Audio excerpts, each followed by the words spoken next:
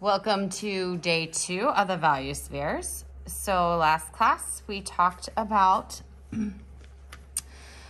creating a shadow on a sphere in pen and ink and having a light source, our midtones, and our core shadow. We also laid out 3 onion rings on our paper. All right. And then we practiced doing a cross-hatched sphere, which meant that we were hatching in the curve and the contour of our circular shape here. Lots of crisscrossing and going over the same area in our main shadow area, spreading it out a little bit in our midtones, and then really leaving some space on our highlights. So we did the curve and then curving inward towards the highlight for the cross portion of our cross hatching. So that was our cross hatching here. Today we are going to do some scumbling and stippling, which are 2 of my favorites. Scumbling might actually be my favorite, which is the guy we're gonna do right now. So, scumbling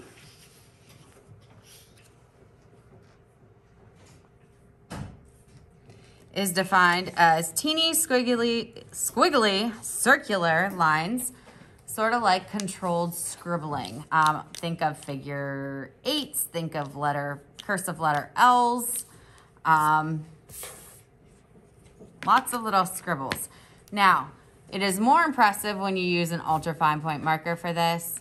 However, we're just going to be using the regular fine point marker for this, Sharpie marker, to save on some time. Without further ado, let's begin. For scumbling, I am going to actually begin by outlining the shadowed part of my sphere. Now, I'm gonna move this out of the way, and I'm sorry, I have to rotate my paper. I am a rotator. It is easier to pull than it is to push a line. And to pull a line, I have to kind of rotate my paper around.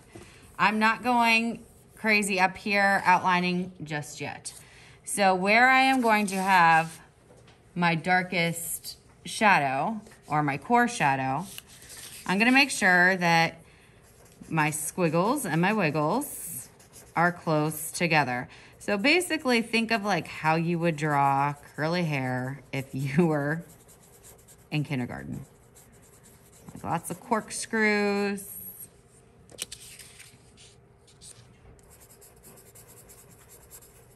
I want to make sure that I'm getting up to that edge real close.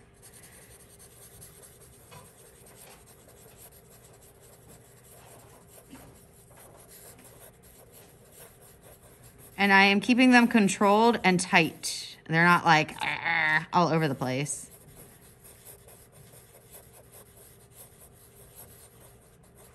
So I keep going over my core area again and again, just making sure that I'm filling it in.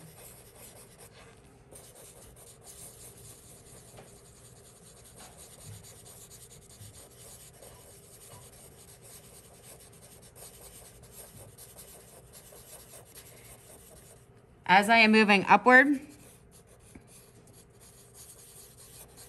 I am leaving more space. I'm letting these little pockets of white show through more and more.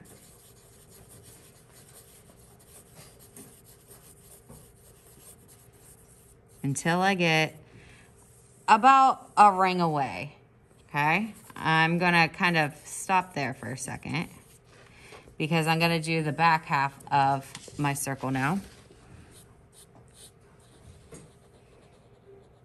I am gonna trace the outside of it just so I have a nice crisp edge to my sphere.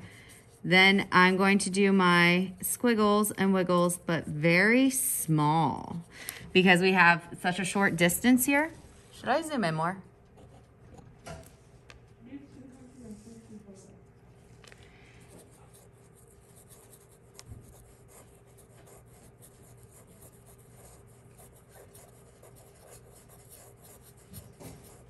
So notice like my speed has slowed down.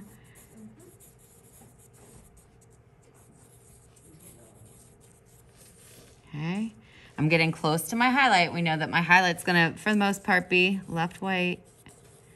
So I'm just spacing out.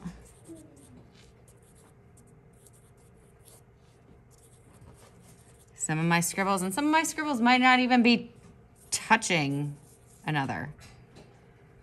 All right, then I'm gonna go ahead and take a look at this. It looks like maybe a little bit on the edge. I might go over a little bit here. Filling in, consciously making the decision to fill in some of that negative white space.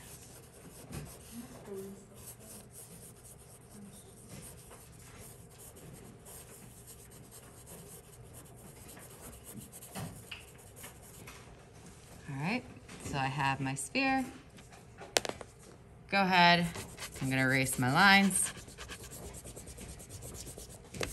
And I have my stumbled sphere. Everybody should be watching right now. You can do this in a moment, okay?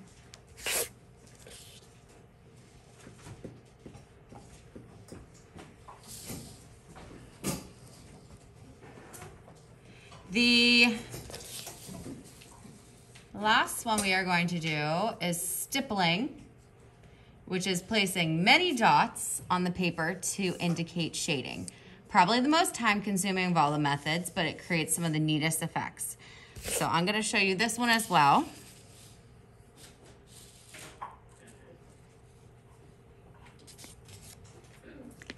And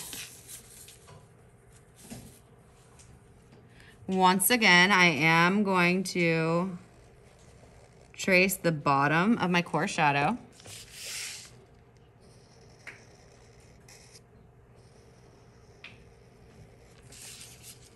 But I don't want to see any lines, so I have to go over that with dots. You are going to be working in small areas at a time for this. I feel like I'm out of focus.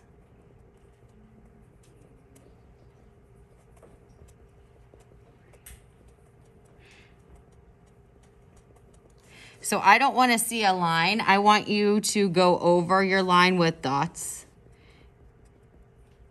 so that it is not visible. Like the dots are going to camouflage it. It is just so that you get a very nice edge. And do not dot all the way around. Do not dot on each one of these levels either of our onion ring. I'm going to zoom out and zoom back in. See if that helps.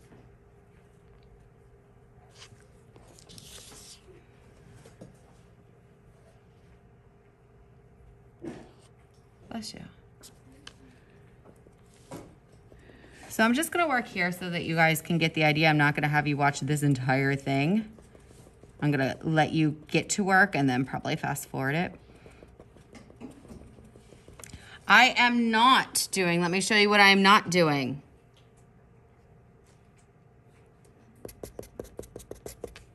Those are hatches, those are not dots, okay? You might hear a little bit of your marker tapping on your paper, but I should not hear. That's annoying. One, that's annoying. If we're all doing it, that'd be crazy.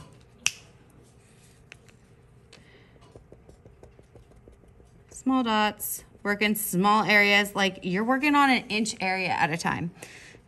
All right. So I have my dark, it's pretty filled in. I have little tiny bits of white poking through there.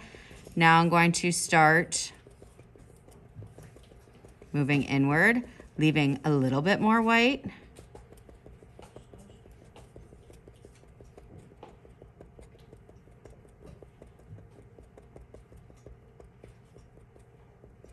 Leaving more white. And as I get up here, I kind of just space them out like so. I do not want to see, like I said, I do not want to see anybody dotting around these rings. These are just guides for you. You're not marking them out at all.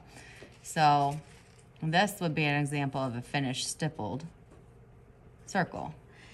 If it's correctly stippled, your edge is not going to be super, super perfect, like your straight line. Remember how I said, do the line and then go over it with the dots.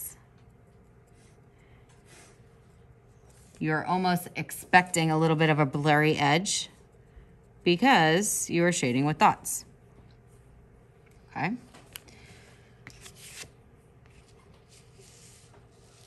So today, we are going to practice the scumbling and the stippling.